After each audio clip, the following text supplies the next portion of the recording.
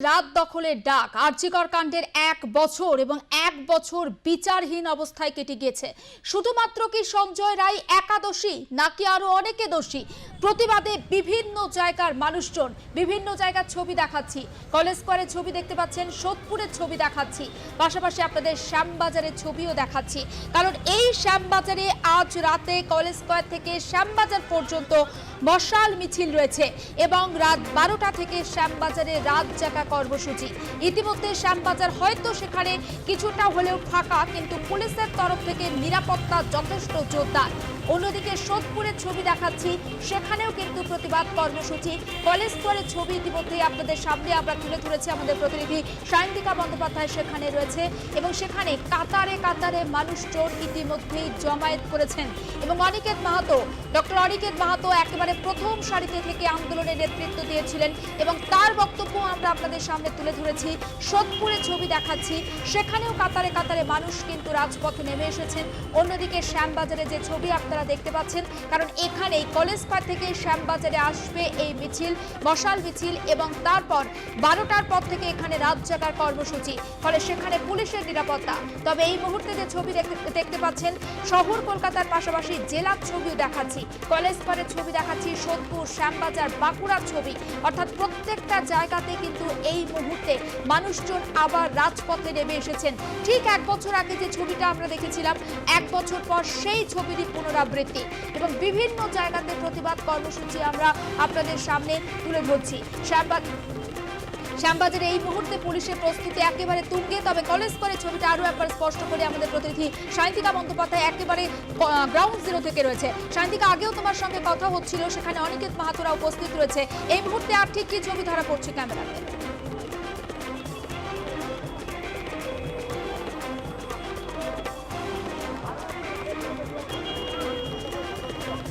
এই মুহূর্তে কিন্তু কলেজ স্কয়ারের নির্যাতিতার নামে যে আগুন, প্রতিবাদের আগুন, সেই আগুন কিন্তু আরও একবার জ্বলে উঠেছে এবং সেই সমস্ত জুনিয়র চিকিৎসক যারা গত 1 বছর ধরে তারা লাগাতার প্রতিবাদ করে গিয়েছেন, যারা লাগাতার পথে নেমেছেন, সেই সমস্ত মুখগুলোর সাথে আমরা চেষ্টা করছি প্রত্যেকের সাথে কথা বলার। সমুদ্রে একটুখানি কথা বলার চেষ্টা করব। 1 বছর পরেও প্রতিবাদের আগুন নিভল না। আজকে এই মুহূর্তে সেই নির্যাতিতার নামে আগুন জ্বলে উঠলো, কি বলবেন? দেখুন, আমরা যে দেখতে পাচ্ছেন, আপনার 1 বছর পুলিশ এবং সিবিআই যেভাবে করেছে এবং যে আজকে জুডিশিয়ারি, তাদের উপরে যে আমাদের প্রশ্ন চিহ্ন, তারা বিচার দিতে পারলো না, তাহলে আজকে সাধারণ মানুষ কোথায় যাবে, কার উপর ভরসা? এই জায়গা থেকে আজকে আমাদের লড়াই চলছে। দেখার মতো বিষয়, 1 বছর হয়ে গেল, আজকেও যেভাবে এই আন্দোলন মানুষের বুকের মধ্যে রয়েছে, তারা নিজের আন্দোলন মনে করেন, তারা একটা কল দিলে তারা রাস্তায় নেমে এসছে, সেটা কিন্তু দেখার মতো বিষয়। ফলে আজকে একটা অভূতপূর্ব একটা বিষয়, সবাই আজকে আমরা শিহরিত হচ্ছি। 1 বছর করে আমরা লড়বো, আমরা কাঁধে হাত মিলিয়ে লড়বো সামনের দিকে। এবং গত কয়েকদিন আগেই একটা সাংবাদিক সম্মেলন করে দেবাশিসরা জানিয়েছিলেন যে 1 বছরের পুরনো মামলা পুলিশ ঠিক আপনাদের এই কর্মসূচির আগেই আপনাদের বাড়িতে সমন পাঠাচ্ছে। সেই অনশনের সময় পুলিশ ভীত, কি মনে হচ্ছে? পুলিশ তো অবশ্যই ভীত। তারা জানে যে তারা তথ্য প্রমাণ লোপাটের সাথে প্রত্যক্ষভাবে যুক্ত। কলকাতা পুলিশের যে ওসি, ডালা থানার ওসি, তাহলে স্বাভাবিকভাবেই তারা আজকে আমাদেরকে আন্দোলনকে দমন করার জন্য এই সমস্ত প্রচেষ্টা তারা নিচ্ছে। তারা আজকে 1 বছরের পুরনো কতগুলো ভুয়ো কেস, যে আমরা নাকি অস্ত্র নিয়ে আক্রমণ করেছি, মহিলা পুলিশের উপর আক্রমণ করেছি, এ ধরনের কথা বলে একাধিক ধারায় কেস ডিফেম করার জন্য রাত্রিবেলায় বাড়িতে বানানো হচ্ছে। তাহলে এই রক্ষারজনক ভূমিকাকে আমরা ধিক্কার জানাই। তারা যদি মনে করে কাউকে ট্রান্সফার করে আন্দোলনকে দমন করা যাবে, তাহলে তারা ভুল ভাববে। এই ঘটনায় সিবিআই এর ভূমিকা নিয়ে আপনারা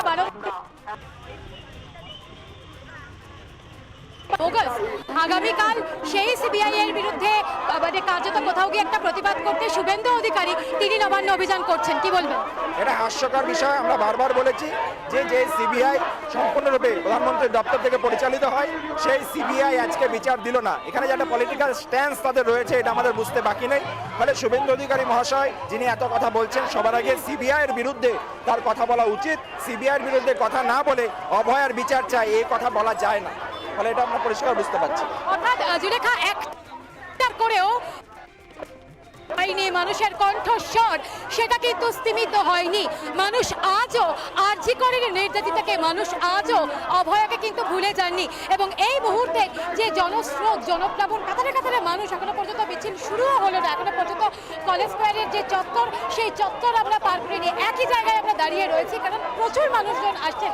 আবারও সেই ছবি দেখাবো, আগুন জ্বলে উঠেছে এবং এই মশাল নিয়েই কিন্তু আজকে আর কিছুক্ষণ পরেই এই মিছিল কিন্তু রওনা হবে। আমি চেষ্টা করি একটুখানি ভেতরের দিকে যাওয়ার, একটু চেষ্টা করি সবার সাথে কথা বলার। এখানেও কিন্তু প্রচুর মানুষজন রয়েছেন এবং যারা গোটা একটা বছর ধরে তারা লড়াই করেছেন এবং আজকেও এক বছর পর তারা আবারও পথে নামলেন।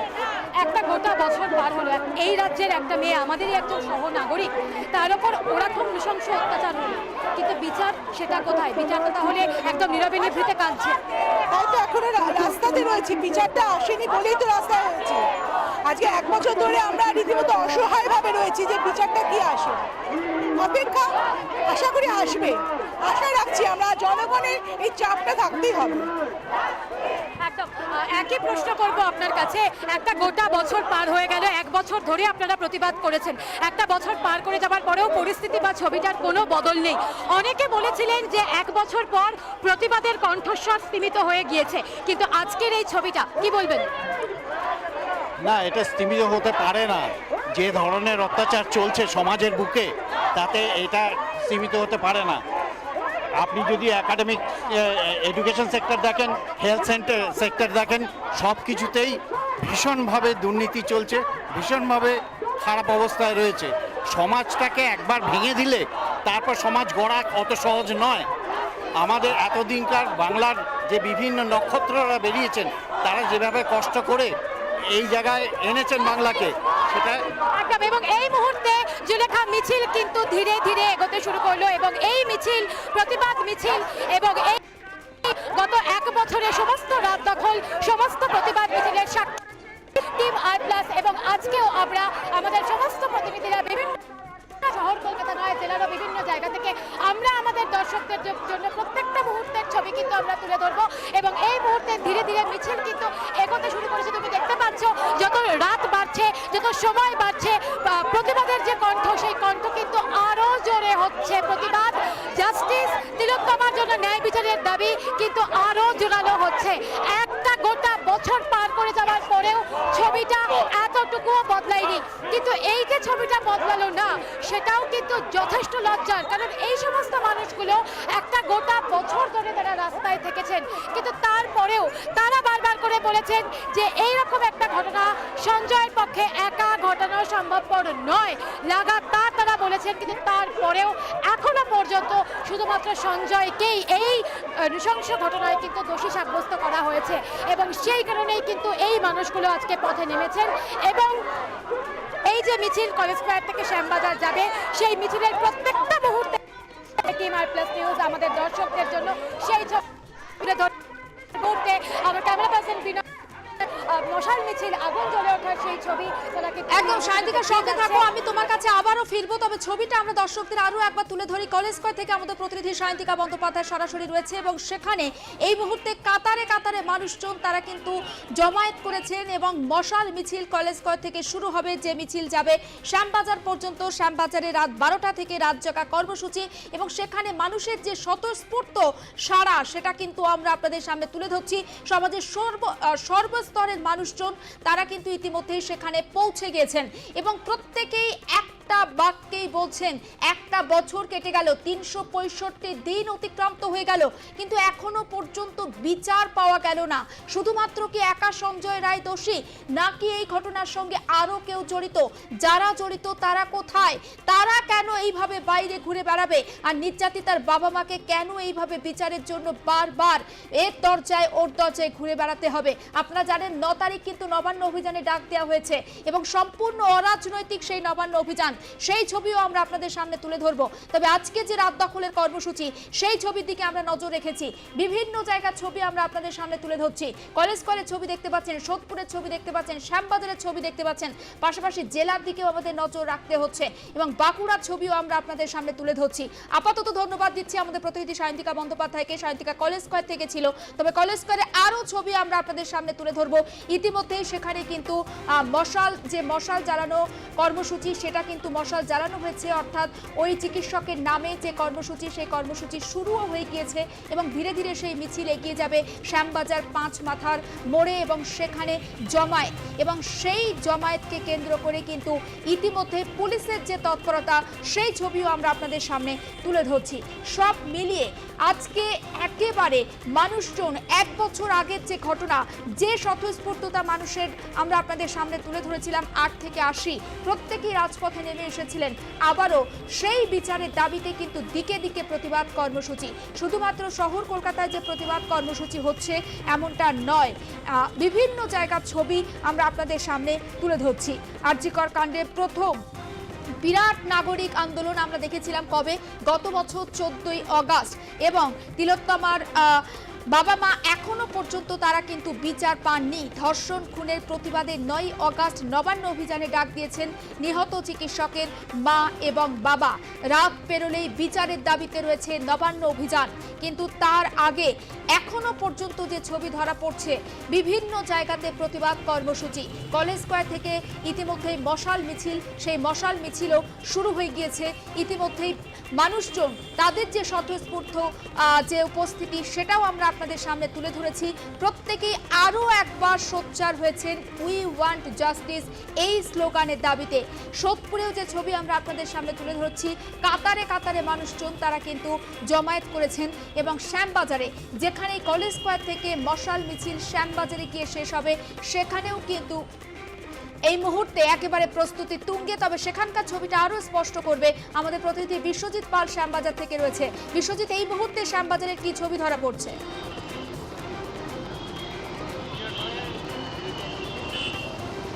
দেখো, প্রতিবাদের আগুন কিন্তু এখনো নেভেনি। 1 বছর পূর্তি হয়ে গেল এবং সেই পূর্তিতেই দেখা যাচ্ছে যে আজকে কিন্তু কলেজ স্কয়ার থেকে যে মশাল মিছিল, সেই মশাল মিছিল কিন্তু শ্যামবাজার উদ্দেশ্যে রওনা দেবে হয়তো আর কিছুক্ষণের মধ্যেই। তার আগে কিন্তু চরম প্রস্তুতি কিন্তু নিয়ে ফেলেছে পুলিশ প্রশাসন থেকে আরম্ভ করে প্রচুর সাধারণ মানুষ যারা অপেক্ষা করছেন কখন এই মিছিল এখানে আসবে এবং সেই মিছিলে যোগ দেবেন। আমরা একটু শ্যামবাজার 5 মাথার মিছিল শুরু হয়ে গিয়েছে। মশাল মিছিলের সেই অভিমুখ শ্যামবাজার, এবং সেই মিছিল ধীরে ধীরে এগিয়েও চলেছে এবং সেই ছবিও আমরা আমাদের দর্শকদের সামনে তুলে ধরছি। এই মুহূর্তে শ্যামবাজারে পুলিশের প্রস্তুতি, সেখানে মানুষজনের উপস্থিতি কি দেখতে পাচ্ছ?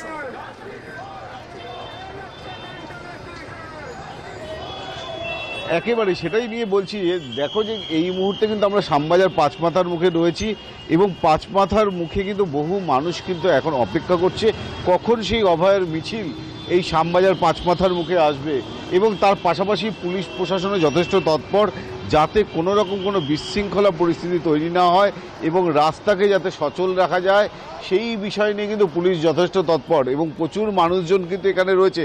আমরা কয়েকজন সাধারণ মানুষের সাথে কথা বলবো যারা এখানে অপেক্ষা করছেন। দিদি, এখানে অপেক্ষা করছেন অভয়ের মিছিলের জন্য? 1 বছর পূর্তি হলো, কিভাবে দেখছেন?